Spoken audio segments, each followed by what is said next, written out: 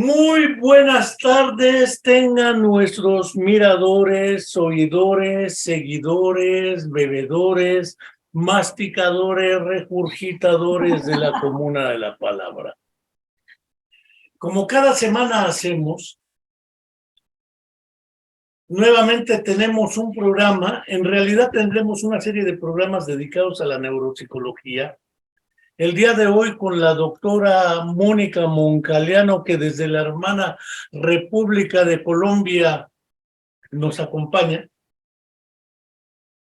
y hablaremos de neuropsicología infantil, qué es eso, con qué se come, cómo se cocina, cómo se digiere, etcétera. Dentro de 8 días tendremos otra charla también sobre neuropsicología con la doctora María González, que desde España va a hablar del procesamiento semántico y del lenguaje en general en los casos de enfermedades neurodegenerativas o trastornos neurodegenerativos. Después tendré que echarme un monólogo el día 15, es decir, un chorero mío, donde hablaremos de algunas cuestiones también relativas a este campo del saber en la actualidad. Posteriormente tendremos otra charla con un doctor desde España también, Saúl, probablemente de apellido Horta. Nos va a hablar sobre estudios de caso, cerebros rotos. También presentaremos el libro del doctor Jesús Ramírez Bermúdez, La melancolía creativa.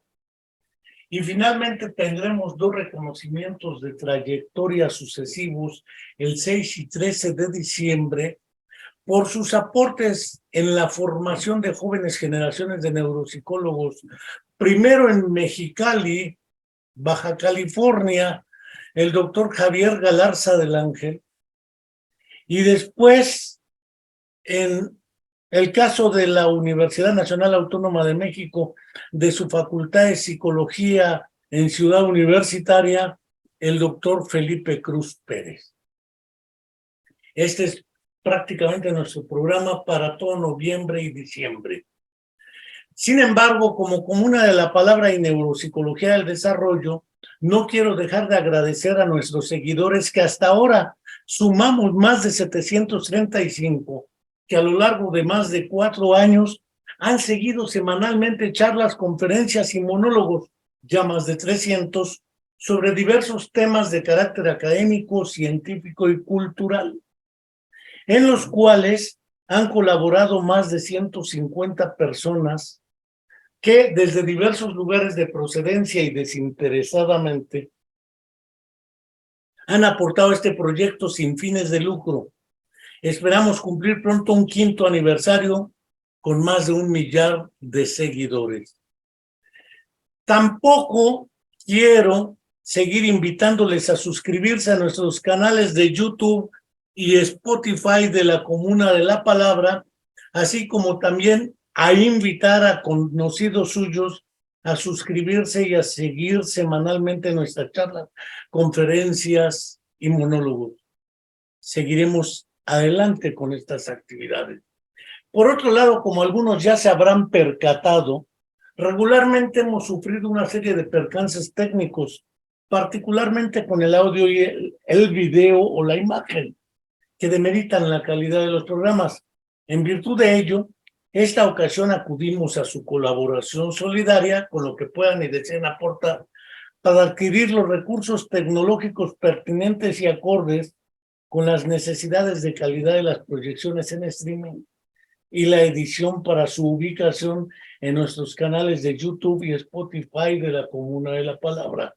En nuestras páginas de Facebook de Enrique Álvarez, la Comuna de la Palabra y lo que sería Neuropsicología del Desarrollo, hemos colocado también el número de tarjeta, la cuenta bancaria a mi nombre, para quienes quieran colaborar. En cuanto compremos esto, yo mismo notifico que ya se compraron las cosas y tan.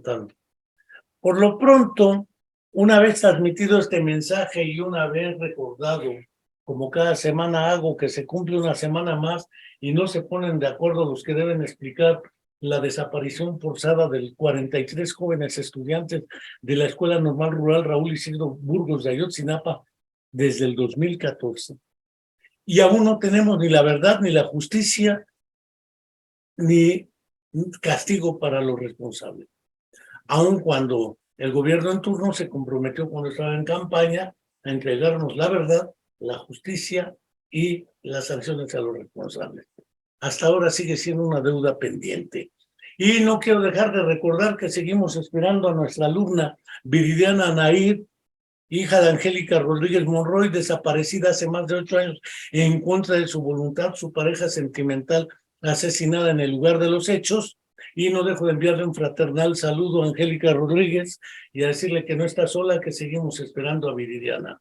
Después de estos mensajes nada halagadores para nuestra invitada, aunque pues América Latina ha sido presa de este tipo de eventos, el día de hoy hablaremos, y le voy a dejar la palabra, si no, ¿para qué la invito? Si nada, voy a hablar yo.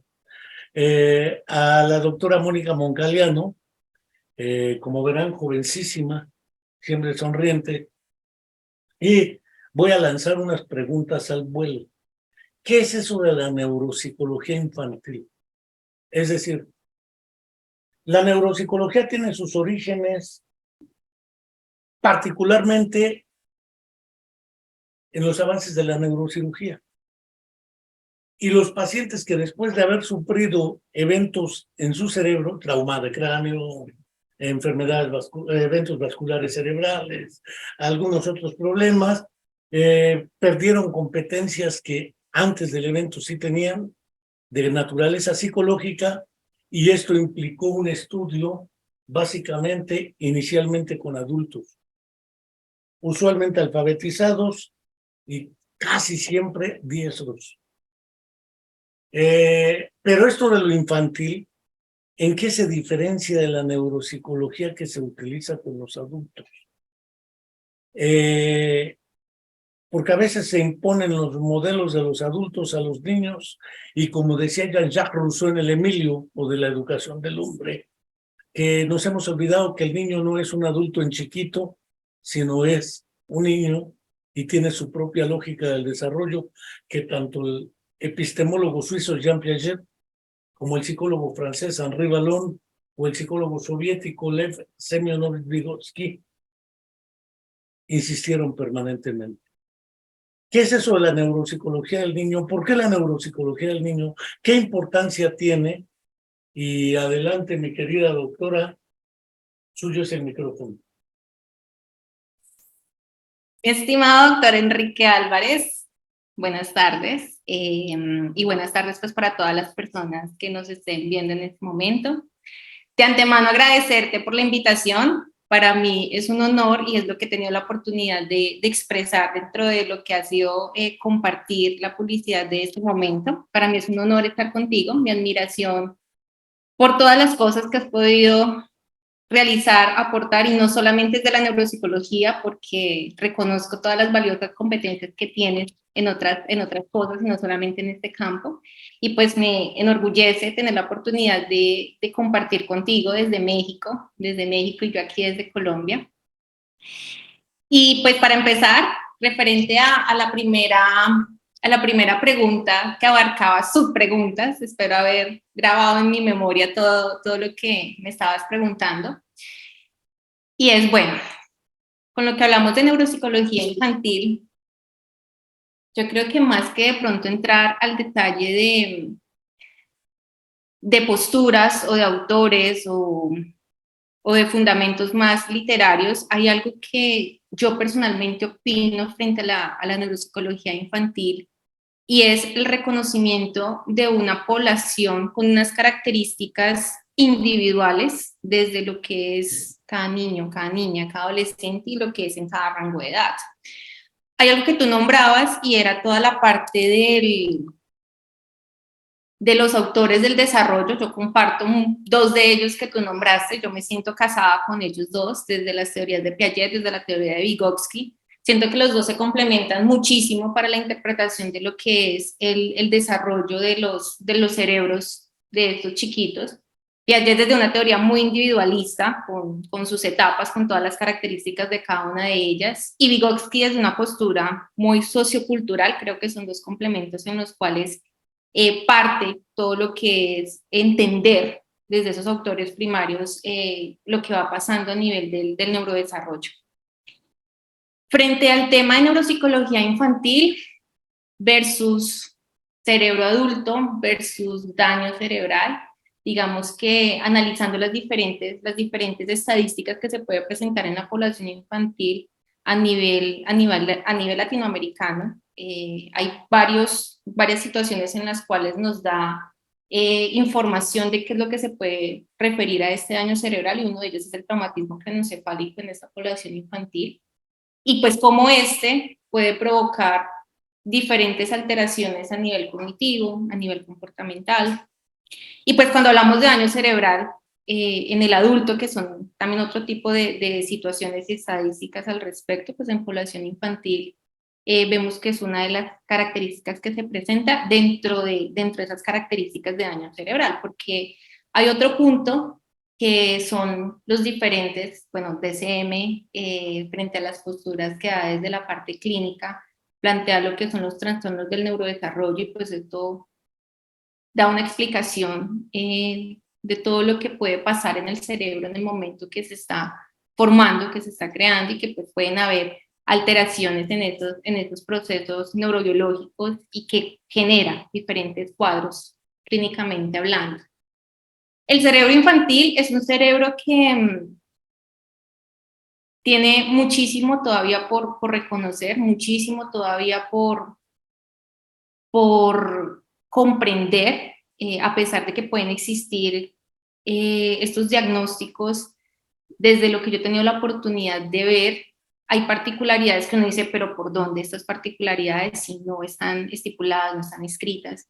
Y detrás de eso empiezo a analizar diferentes factores que influyen y que son determinantes en la neuropsicología, porque no es solamente el niño, sino todo lo que está detrás del niño frente al rol del adulto, llamándose en el rol del adulto el cuidador, mamá, papá, tío, hermano, etcétera, docentes. Yo soy partidaria que todos los apoyos neuropsicológicos hacen la diferencia cuando hay transversalidad en el proceso, no solamente desde el menor, sino también desde el rol familia y el rol escuela. He tenido la oportunidad de brindar ese tipo de ejercicios transversales, y siento que sí hacen la diferencia al solamente estar trabajando con un menor y no involucrar el rol del adulto desde esos dos contextos. El impacto que genera la neuropsicología, creería que no es solamente bajo los cuadros de daño cerebral o los trastornos del neurodesarrollo, sino también existen cosas comportamentales que la neuropsicología apoya y que no tiene ningún otro diagnóstico, sino existen temas comportamentales que de pronto se pueden explicar también dentro de cuadros ejecutivos, pero otros no. Y otros es cómo también el apoyo del neuropsicólogo permite brindar todas las estrategias para poder solventar en la medida de lo posible estos cuadros comportamentales y conductuales. Adicional a eso, también los niños que no presentan ningún diagnóstico, ningún tema comportamental, y que quieren potencializar también procesos o habilidades, para no mirar solamente la neuropsicología como el profesional que se enfoca a solucionar el problema del daño cerebral, del trastorno del neurodesarrollo, del tema comportamental, sino también el rol de nosotros frente a lo que es la población que no presenta nada de esto nombrado anteriormente, y que también se desea potencializar otro tipo de cosas sin necesidad de diagnóstico.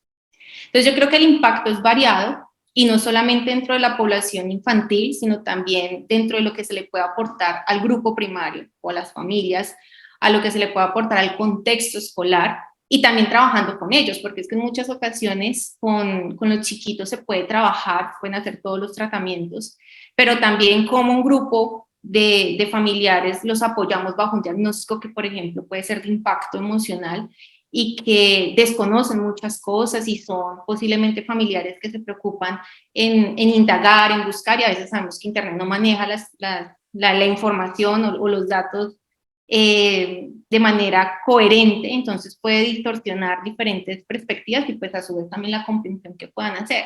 Entonces tenemos familiares y tenemos docentes bajo características del desconocimiento y que también se puede generar acciones no adecuadas. Entonces yo creo que también el rol de nosotros o de la neuropsicología infantil no es solamente irnos directamente al menor, sino tener estos dos contextos desde una perspectiva lineal con todos los objetivos que se quiera realizar, y no sé si alcancé a agarrar todas las preguntas de esta primera gama de preguntas.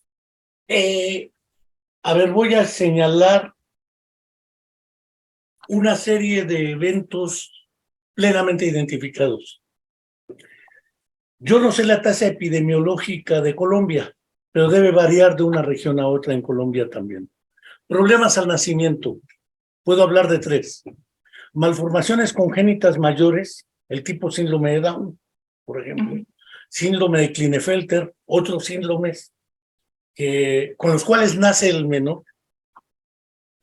El sufrimiento fetal agudo, prematurez, hipotrofía y este tipo de eventos perinatales. ¿Sí? Hipoxias.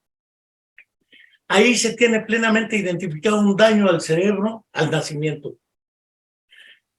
Esto implica que ¿qué puede ofrecer la neuropsicología en esos casos para promover el neurodesarrollo? Porque a pesar del daño, hay que ofrecerles algo.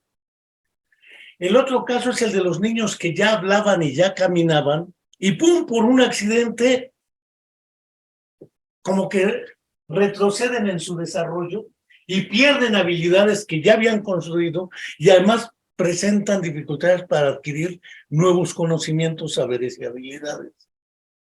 Adolescentes, estaba leyendo esto de la Comuna 13, sector 13, y leía el impacto de la guerra en los niños y jóvenes. No solo trauma de cráneo, y ahora que vi la cantidad de motocicletas que hay, no sé la tasa epidemiológica de accidentes en motocicleta, traumas de cráneo y demás. Es evidente que el niño al nacer, que tiene daño, no va a perder el lenguaje porque no lo tenía. No va a perder las funciones ejecutivas porque no las tenía. El problema es ahora cómo las va a construir. ¿Qué puede ofrecer ahí la neuropsicología?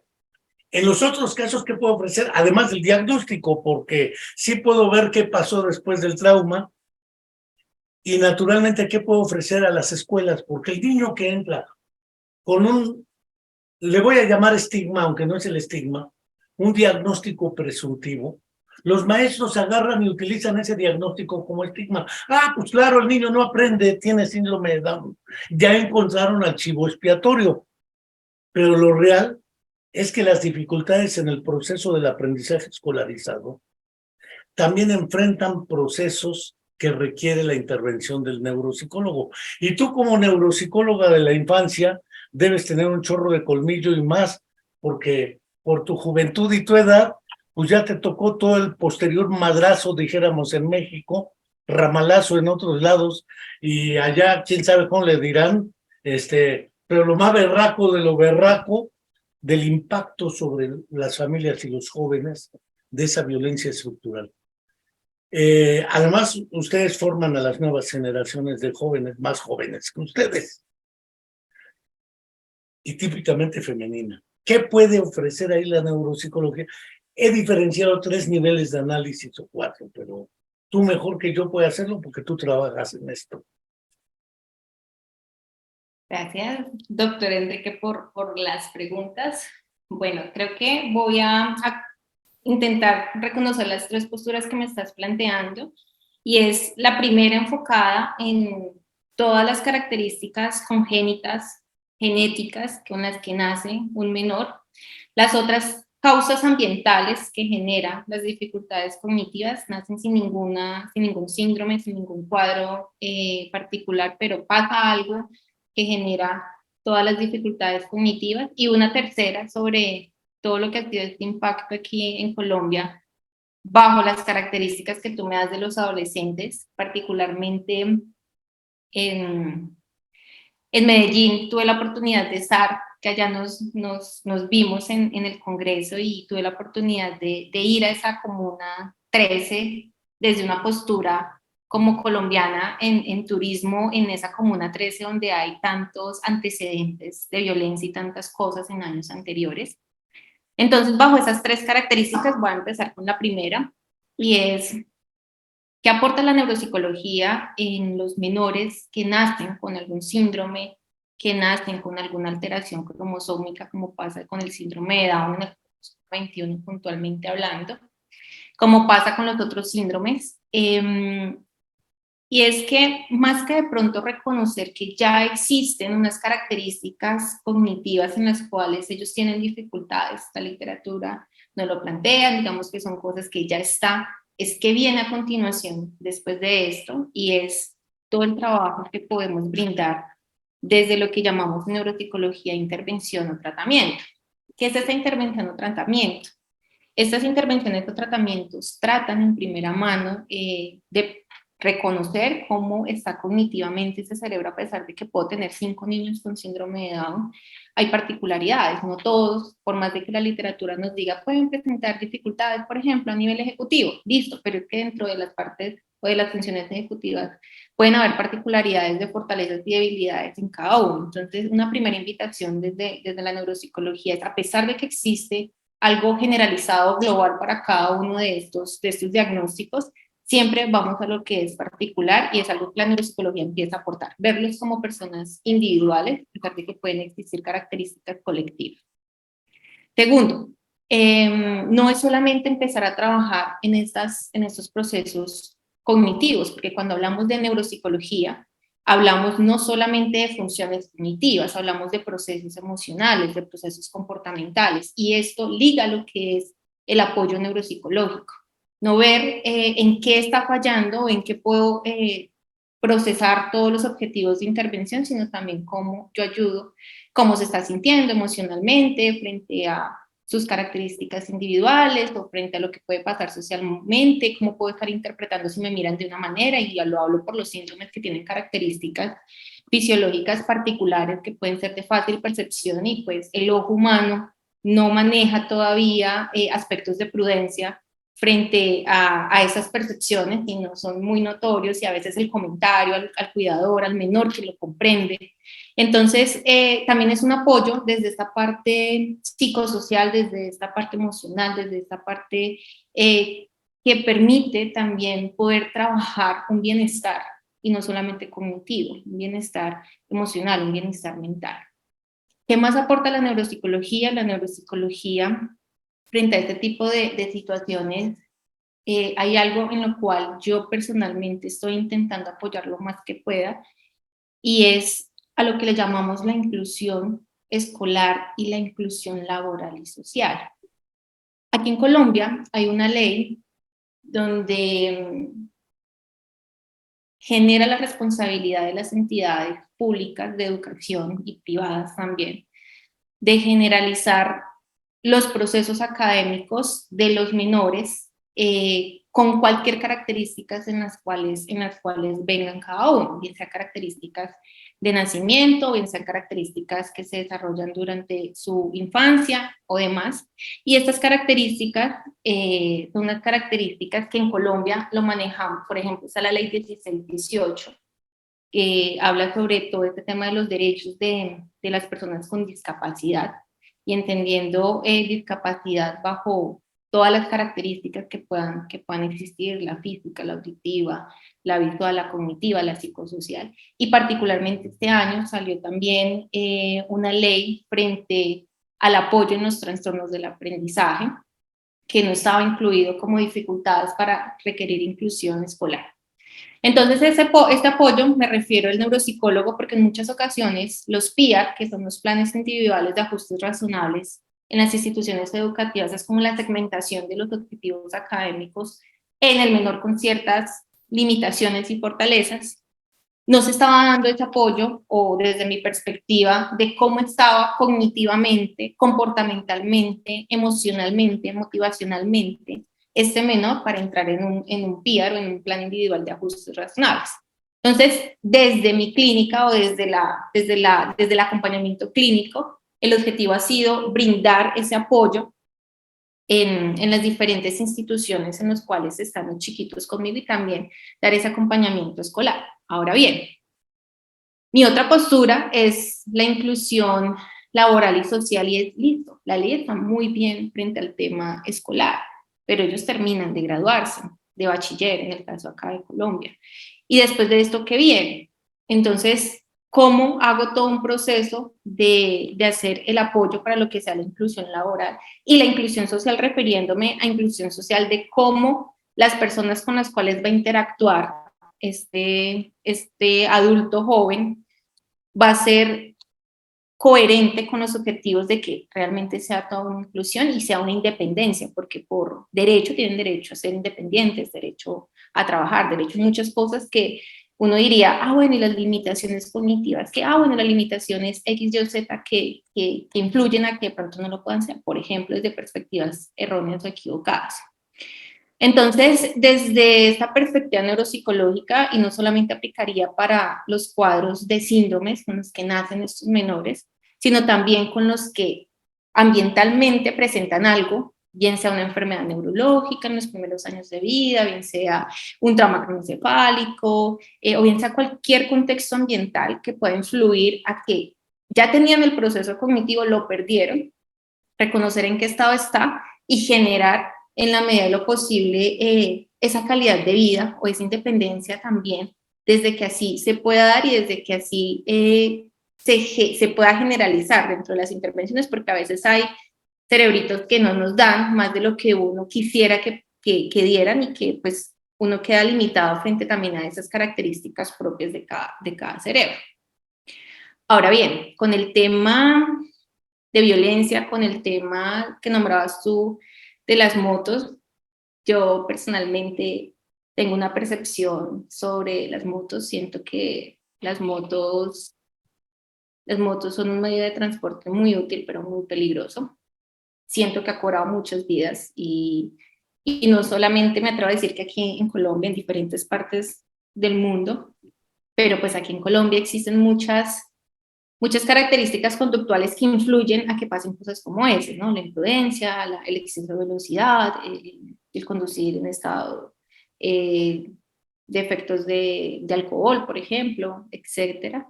Y pues personalmente siento que en la población adolescente, para ir puntualmente a lo que me decías, hay no sé si una necesidad o, o una forma de ellos estar bajo un grupo social. No sé si eso está influyendo a lo que es la aceptación, a lo que me siento como en el grupo, me incluyan, etcétera.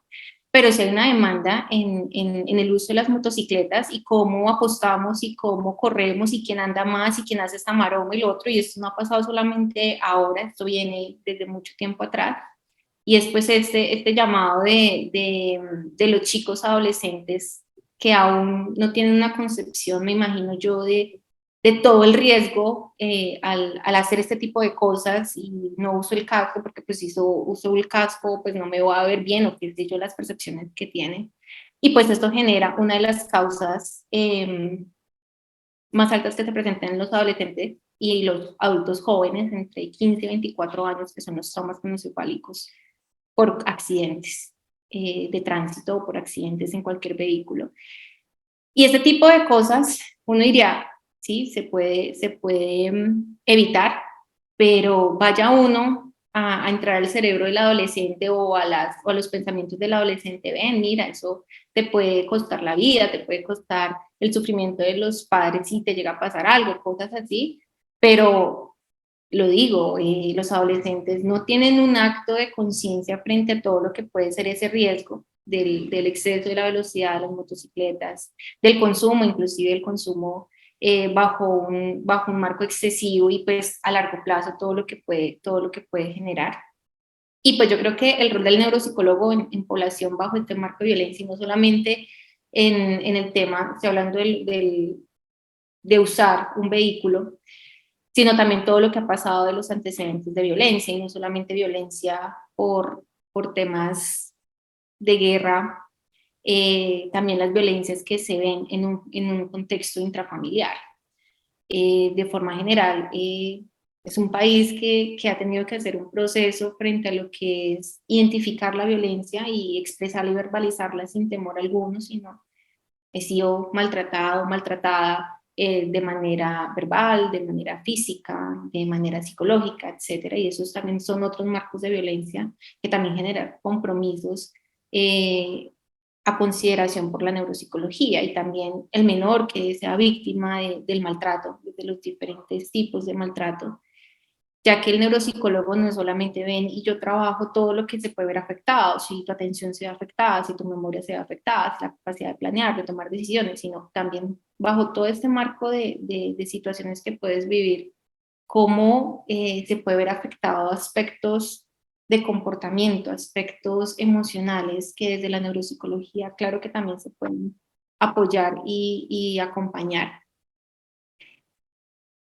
Y yo creo que con todo esto que refiero sobre estos tres contextos o estas tres posibles situaciones para explicar la neuropsicología infantil, entro a la conclusión en que no es solamente evaluar, no es solamente tener características, debilidades o fortalezas en un perfil neuropsicológico, sino también reconocer todo lo que hacemos desde la intervención, pero no desde la intervención solamente cognitiva, sino desde la intervención de todos los otros campos que nombraba, y no solamente en estas características individuales, sino también todo lo que está detrás de este menor en pro de generalizar sus competencias a un marco de independencia, un marco de independencia laboral, a un marco de comprensión por la parte social.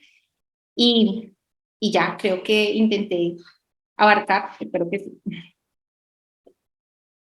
Doctora Mónica, para los neófitos como tu servidor, utilizaste tres términos que valdría la pena precisar para cualquier mortal que no se dedica a esto.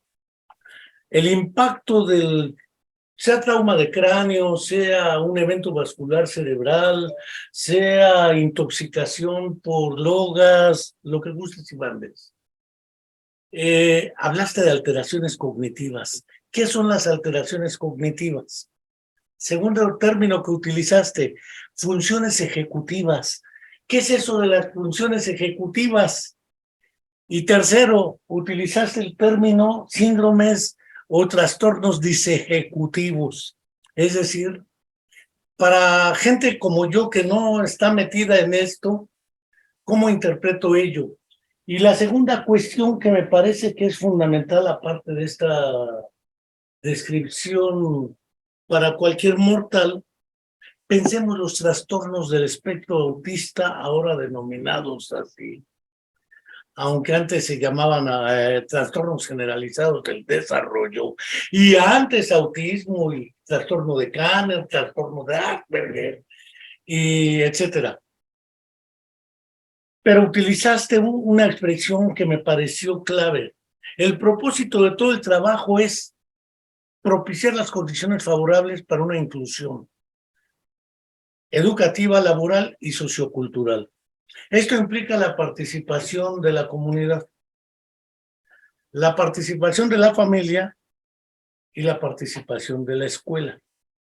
Debo creer que entonces el neuropsicólogo y la neuropsicología también aportan algo a la comunidad, a la familia y a la escuela para que ellos hagan lo que tienen que hacer, porque quien integra a la familia, a la persona con secuelas neuropsicológicas, no es el neuropsicólogo, es la familia. Quien integra al alumno a la escuela es la escuela, y así en general. ¿Qué es lo que aporta la neuropsicología a estos diferentes ámbitos? Porque el asunto de las motos, en México no hay esa proporción de motocicletas que hayamos visto en Medellín o Cali, por ejemplo. Allá veo hasta por decenas, cientos de motos por todos lados serpenteando. Eso no lo va a regular el neuropsicólogo ni la neuropsicología, pero los efectos secundarios del trauma de cráneo para quienes sobreviven, porque muchos mueren en el intento de la motocicleta, además las empresas de moto les va requete bien, y hay otros fenómenos que nos trascienden.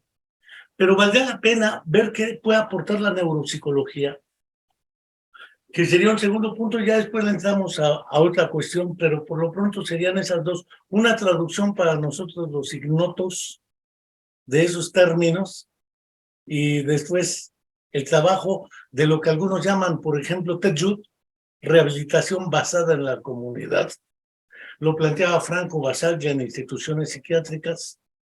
O la rehabilitación orientada hacia la familia, porque cuando el paciente pierde autonomía funcional, pues el cuidador primario sale de la familia, y usualmente es una mujer, que esa es otra cuestión de género en la atención neuropsicológica. Y tú, como mujer, mejor que yo lo sabes. Cierro mi boquita. Adelante.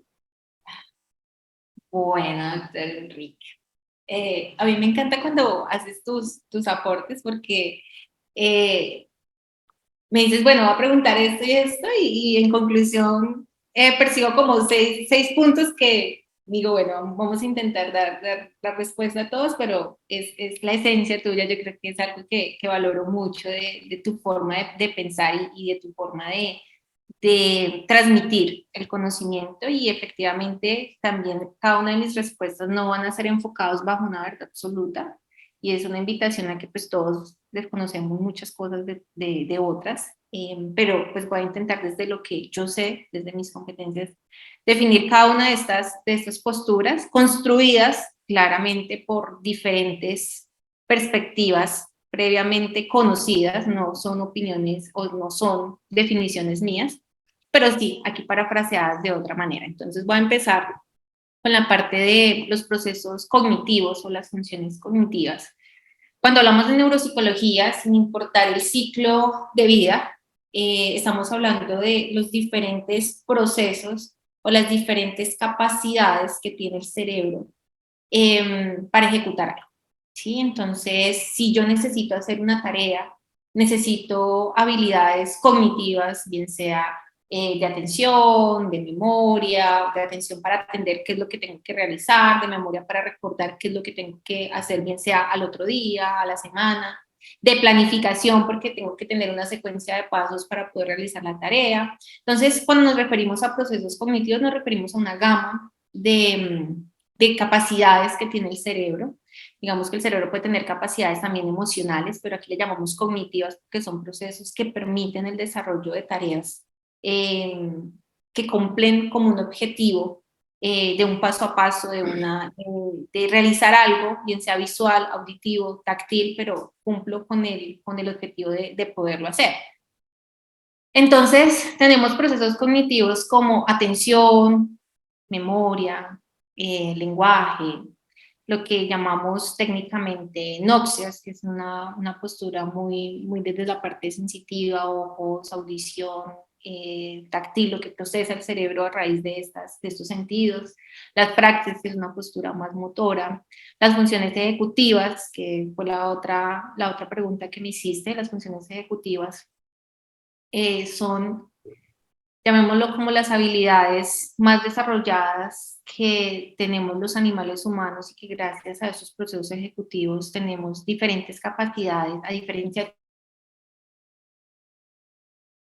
esto de ser consciente de lo que pienso, de tener esta intención de todo lo que pueda procesar mi mente, todo lo que pueda crear.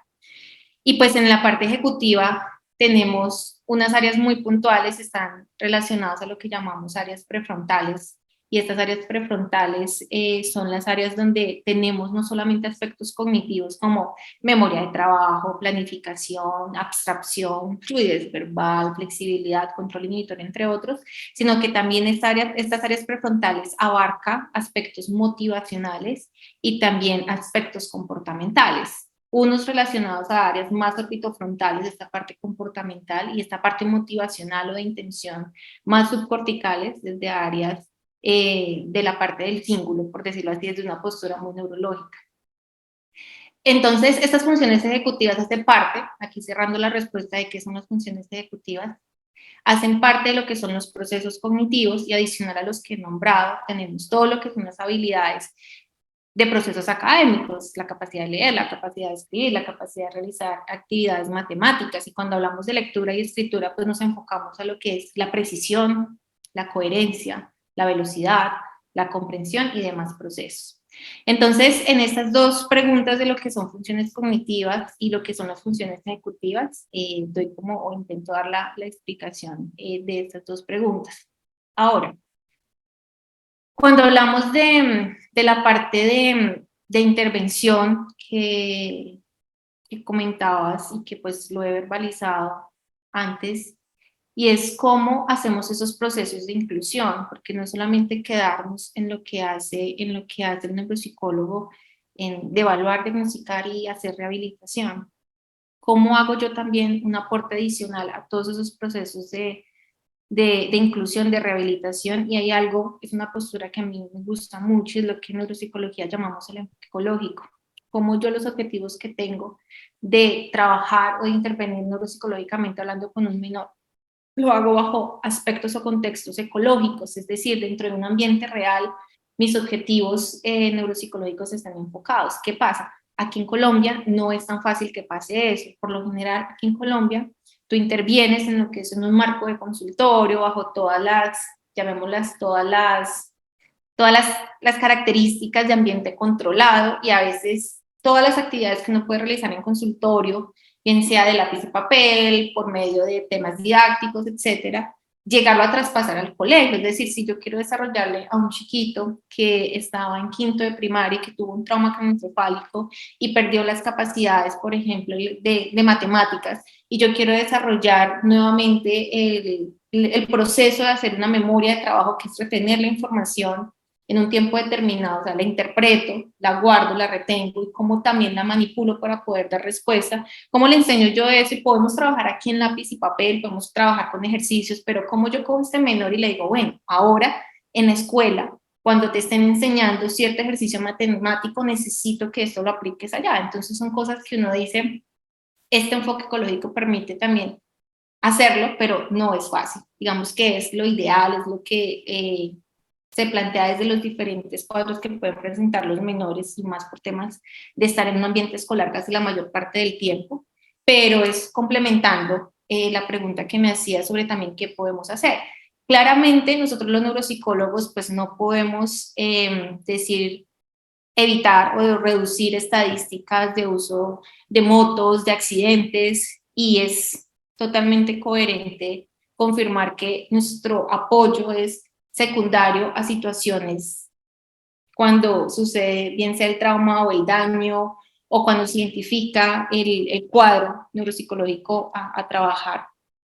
Y allí es donde empieza el rol de acuerdo a lo que se quiera hacer con este menor o lo que queramos desarrollar de independencia, porque pueden haber menores que después de un daño cerebral son totalmente dependientes del cuidador. Entonces aquí entra el rol que también me preguntas tú, y es cómo una mamá, y efectivamente las estadísticas son enfocadas al género de mujer, el género femenino, sobre lo que es el cuidado de un hijo que ha tenido algún tipo de secuela a raíz de un evento como este, y cómo la dedicación de ellas empieza a afectar también su calidad de vida, empieza a afectar su bienestar emocional, empieza a afectar muchas cosas. Y aquí es donde yo digo la importancia de no solamente trabajar con el menor, sino reconocer que detrás del menor hay cuidadores los cuales tampoco pueden tener las herramientas necesarias para manejar todo lo que es un hijo que estaba muy bien y que pasó algo, y que a raíz de ese algo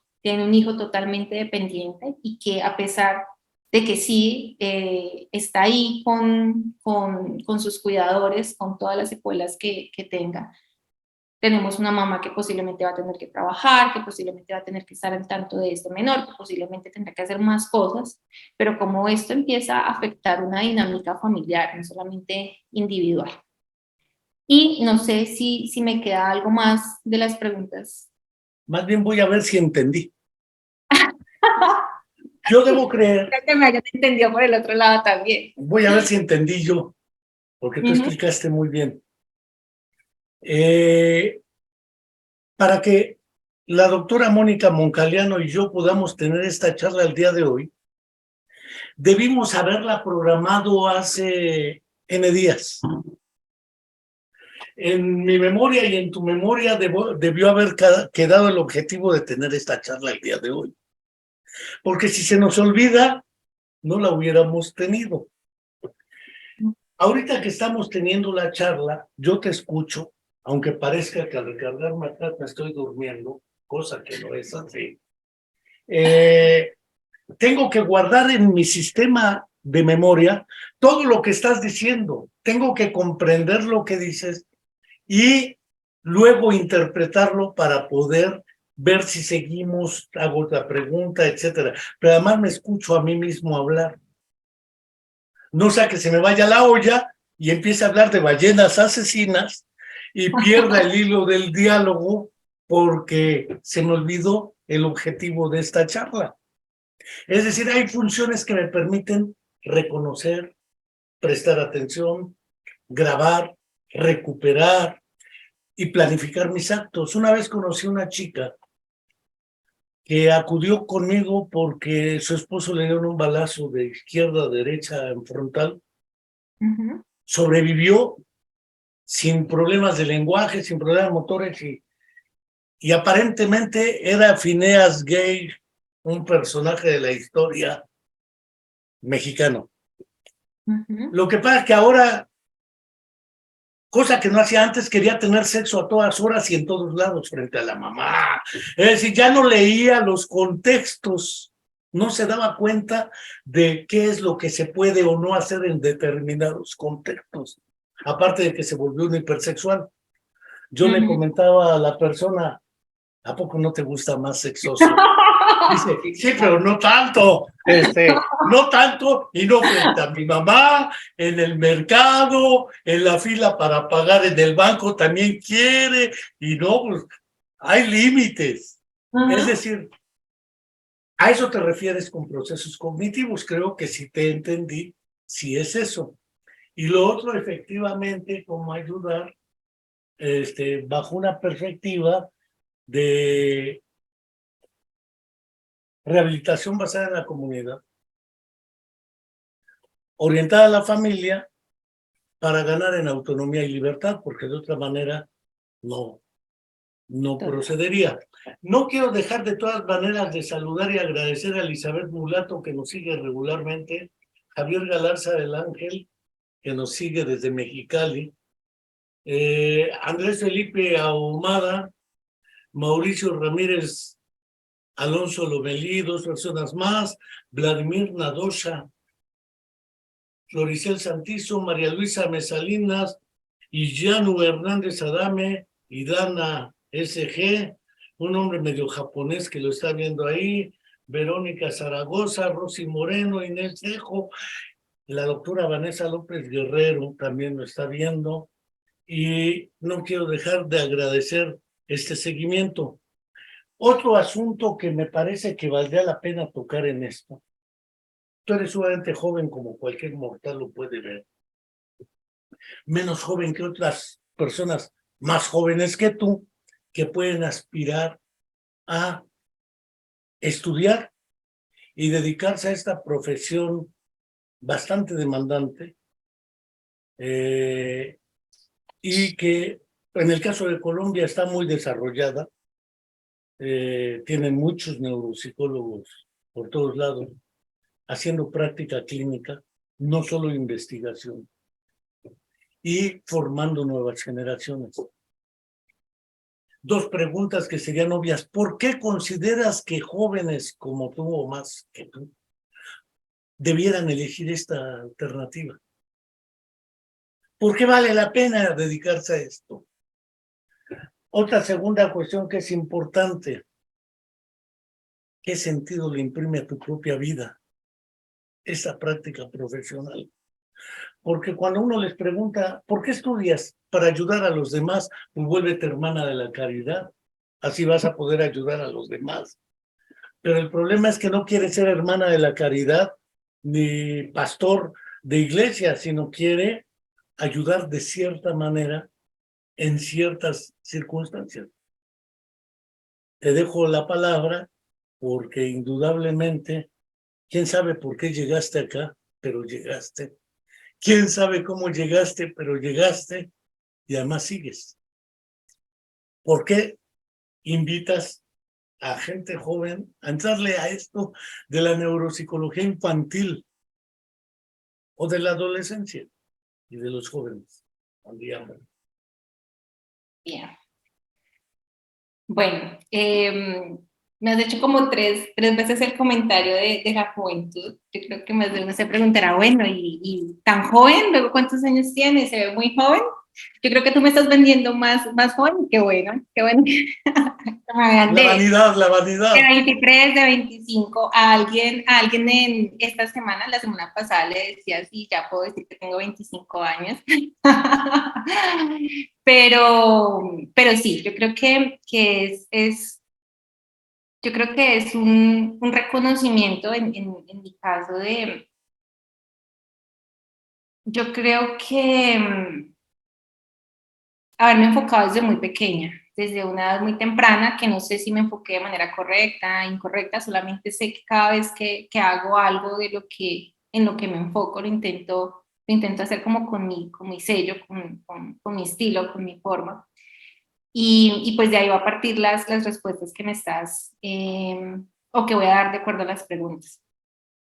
Te escuchaba, hago otro paréntesis, te escuchaba de las personas que habían comentado y entré a mirar y pues me encuentro con personas que conozco de aquí de Colombia, Andrés Felipe Ahumada, lo que es Rosy Moreno y Rosa Isela, son personas colombianas que cuando hice como el compartir de la publicación, me escribieron, estoy interesada en hablar, espero que esto que estamos hablando el día de hoy, para ellas dos puntualmente que acudieron a decir, regálame el enlace, podamos dejar un granito de algo que de pronto no conocían o haciéndose en preguntas o reflexiones. Entonces también quería aprovechar para darles mi gratitud porque están ahí conectadas y pues están dando sus comentarios.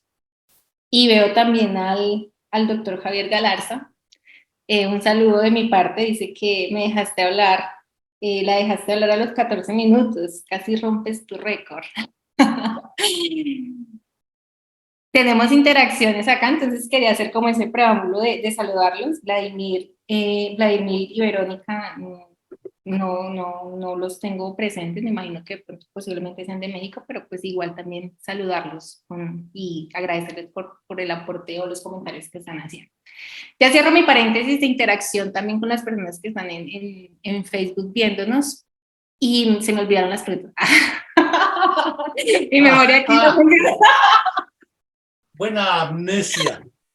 Pero No. por lo menos Rosa Isela me dijo muy atinadamente, entendió muy bien. Sí, ¿Sabes? sí, Que sí te entendí. que ahí Rosa Isela nos está diciendo, sí, lo que dijo Mónica fue claro para el doctor Enrique, entonces yo creo que cumplimos ahí el objetivo de explicar.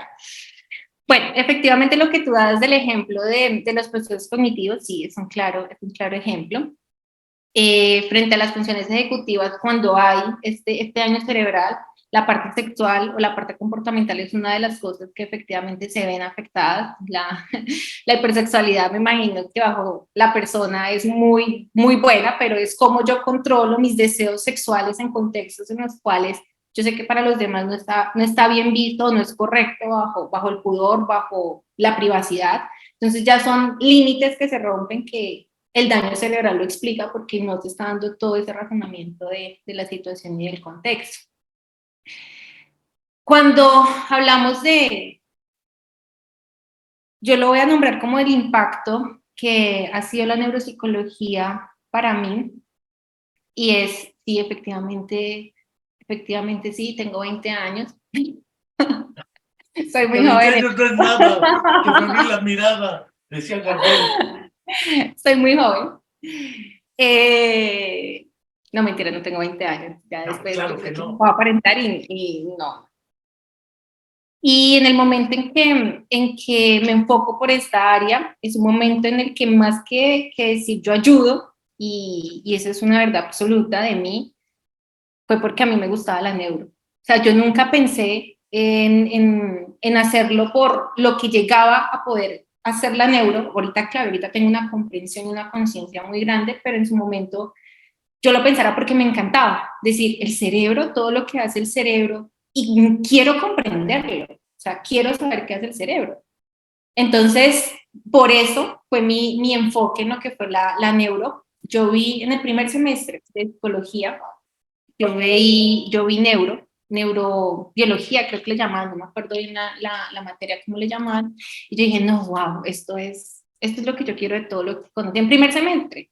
Y muy en séptimo semestre yo me entro a un grupo de semilleros de neuro y desde ahí fue neuro, sin saber todo el impacto que puede llegar a generar la neuropsicología en el ser humano.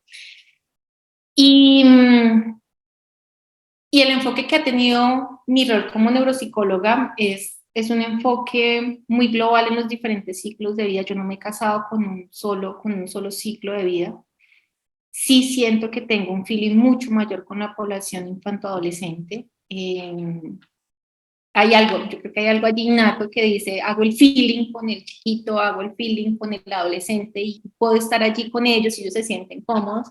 Y para mí eso es una satisfacción muy grande, saber que antes de ser el neuropsicólogo o la neuropsicóloga de un menor, es que se sientan en comodidad en lo que es, vengo a donde esta persona, que no tengo ni idea quién es, que me dicen que necesito que vaya porque me va a ayudar, pero como también yo siento llamémosla técnicamente, como le dicen en la psicología, el rapport, pero para mí es un feeling de profesional al menor o a cualquier otra persona, y es necesario que se tenga. Entonces, cuando tú obtienes eso, desde como mi sello de neuropsicóloga en la parte infantil, cuando tú obtienes eso, la adherencia en todo el proceso va a generar, para mí, desde ese momento, aspectos positivos que van a favorecer también en el proceso.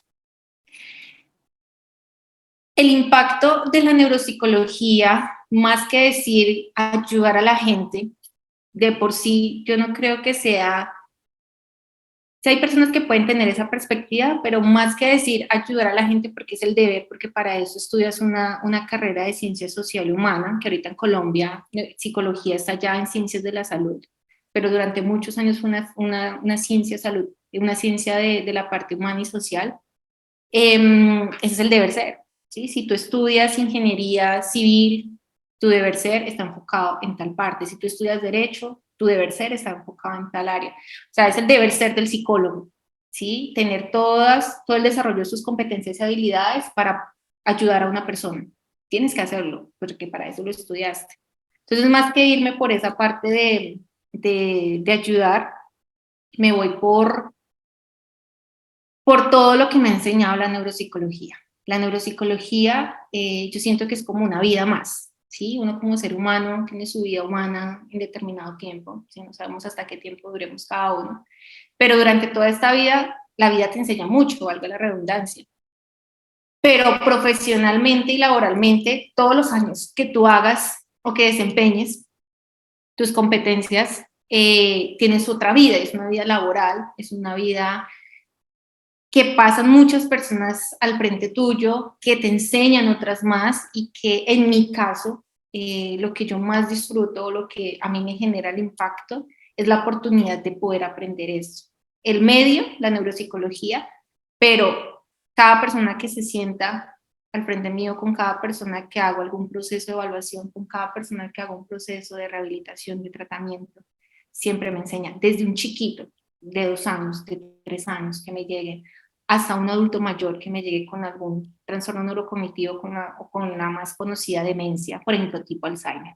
Entonces, para mí el impacto de lo que me enseñan, de lo que me permiten llegar a comprender en cada uno de ellos, es lo que más me gusta de lo que he podido vivir, sin desconocer que en algún momento de mi vida yo tuve la oportunidad de estar, digamos que yo desde que estaba en pregrado me enfoqué por el área clínica. Yo tuve la oportunidad de estar en IPS, que le llaman aquí en Colombia, instituciones prestadoras de servicios de salud, donde que está urgencias, hospitalización, quirófano, unidades de cuidados intensivos.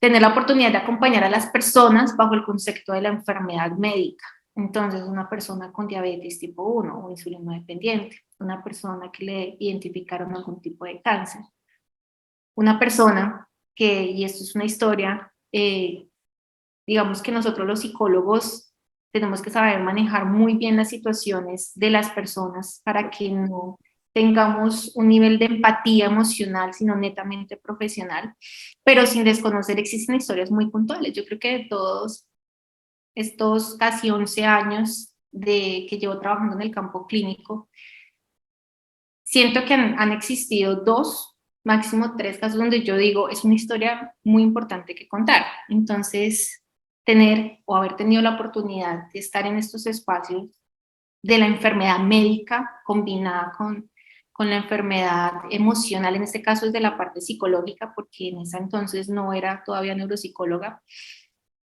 me genera un impacto desde mi profesión. Y por ejemplo, es una situación era una situación de una mamá que estaba a días de dar a luz y pues lastimosamente la naturaleza a veces nos juega cosas en contra.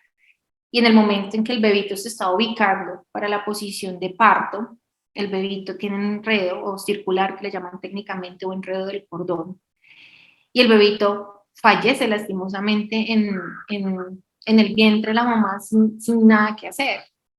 Y toda esa explicación natural que este bebito hizo, pero todo el impacto que genera y poder tú como profesional llegar a una mamá totalmente afectada y entendible en un aspecto como ese, y cómo tú puedes aportar un bienestar en la medida de lo posible, porque son cosas que posiblemente es una cicatriz para toda la vida, pero cómo tú bajo características profesionales puedes ayudar en este momento a cosas tan impactantes como eso. Y un segundo caso de una adulta joven de 30 años, prácticamente así de la edad mía, donde llegó por urgencias con unos signos particulares y después de esto fue increíble cómo le detectaron un cáncer y metastásico por todas las partes del cuerpo. O sea, es que era increíble ver los rayos X de esta joven. Y esto fue cuestión en que lo detectaron, lo encontraron y a los días se va. O sea, son cosas que uno dice, y tenía un hijo de 4 añitos en ese entonces, yo te estoy hablando como del 2012, 13, me imagino que ahorita debe tener ya 14, 15 años, comprender situaciones como esta. La mamá, lastimosamente, parte y cómo también trabajar con un menor como esos que son las personas detrás de situaciones como estas. Entonces, doy estas dos clases de ejemplo porque a veces en el sector salud pasan muchas cosas emocionales ligadas a la enfermedad y es otra cosa bueno, que la neuropsicología bajo la especialidad como tal puede también ayudar, pero quería hacer este paréntesis bajo tu pregunta porque yo antes de ser neuropsicóloga soy psicóloga. La neuropsicología es uno de los campos de acción de la psicología y son cosas que más que decir el deber ser, que es ayudar a la gente, es lo que me ha enseñado y son cosas en que a ti te pone a pensar en este momento, pensar sobre la vida. Yo cada vez soy más consciente de lo que es el vivir. Sé que me falta mucha conciencia más como ser humano, pero es un mensaje en que en muchas ocasiones hay tantas preocupaciones, hay tantas angustias del ser humano en general y de nosotros los psicólogos como seres humanos también, y es que tanto me enseña cada cosa que voy viviendo laboralmente. Entonces es mi plus de lo que intento hacer en cada uno de los procesos. Los que hacemos clínica son muchas las cosas que escuchamos día a día y que es importante saber manejar, porque imagínate un clínico todo el día teniendo pacientes, escuchando un sinfín de cosas y tú como ser humano también cómo lo desarrollas. Es otra de las cosas que también reconozco. Uno como profesional, cómo maneja este tipo de situaciones, haciendo su deber ser, que es ayudar a la gente, pero cómo lo estás manejando como ser humano recibiendo tantas cosas. Entonces, efectivamente, como que no olvidé las preguntas que me hiciste. Creo que mi memoria ahí a corto plazo está, al parecer, bien por ahora. Doctora Mónica Moncaliano, llevamos 1 hora prácticamente y 10 minutos aquí charlando. Javier Galarza te felicita. Tienes una visión muy clara de la neuropsicología y más porque Javier y yo empezamos prácticamente hace 40 años con esto, la neuropsicología. Un poquito más que tu edad. Pero pero el punto es efectivamente, la neuropsicología es una herramienta de la psicología. Y eres psicóloga antes que neuropsicóloga. Y en ese sentido creo que esta charla ha sido sabrosona, sencilla, clara para todo el mundo, no de alto nivel de especialización. Cualquier mortal, hasta yo lo puedo entender. Entonces creo que no puedo dejar de agradecer tu tiempo, tu colaboración este día con la Comuna de la Palabra, y no sé si quieras decir algo más, doctora, porque creo que a quienes nos siguieron y quienes después lo puedan ver en nuestros canales de YouTube y de Spotify de la Comuna de la Palabra, como podcast o como video. Lo lean como alguna vez un músico escribió una invitación a la danza de los llamados de la música clásica. Es como una invitación a la neuropsicología para jóvenes que aspiran a hacerse psicólogos y que bien vale la pena hacerlo.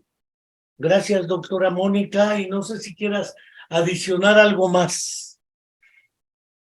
Mi gratitud, doctor Enrique, por este espacio. Al doctor Javier, no pensé que estuviera tan sintonizado con este espacio, de verdad me halaga. Primero que me hayas invitado y que tenga la oportunidad de compartir con personas que de verdad admiro. He tenido la oportunidad a ambos de escucharlos en congresos, en conferencias, y es algo que resalto, tener la oportunidad de estos espacios. ¿Sí? El día de mañana no estamos, pero tener este espacio, es decir, pude compartir, pude conocer en un ambiente distinto. Con el doctor Javier Galarza particularmente nuestra interacción fue a raíz del video que hicimos desde todas las partes del mundo en pandemia, un video que lo pueden buscar por internet, que fue inspirado en un ritmo colombiano y cómo trascendió del ejercicio. Ahí fue donde tuve la oportunidad más que todo de interactuar con él de forma cercana. Entonces, de verdad, gracias a ambos. Un honor para mí tener la oportunidad de poder hablar juntos, reconocer que no estoy bajo un marco de verdad absoluta, sino una postura a raíz de lo poco, mucho o harto como se considere que haya tenido la oportunidad de estudiarlo, de aprenderlo por medio de lo que he podido desarrollar bajo el tema laboral, bajo el tema académico. Invitarlos a que si genera interés este tipo de temas, seguir teniendo el contacto en ellos. Yo creo que muchos de nosotros, los que somos neuro, los que somos psicólogos, tenemos mucho que compartir y tener la oportunidad humildemente de decir, ven, lo comparto, ven, lo digo, ven, lo enseño.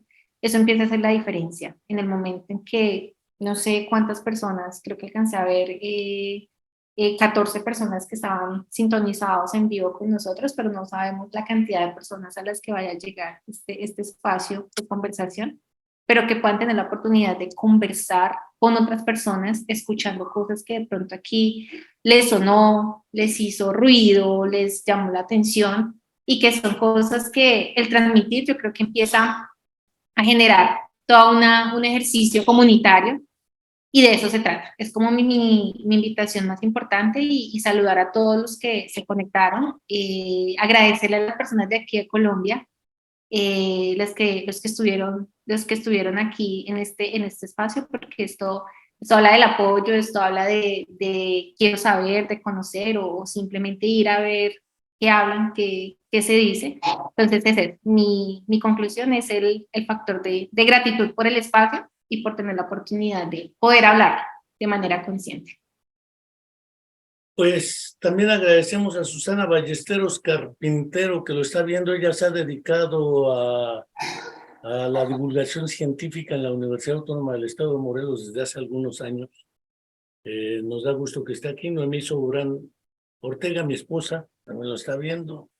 Rosa Isela Urrutia Ramírez, felicitaciones, Mónica, mensaje claro y valioso sobre la importancia de la neuropistiología.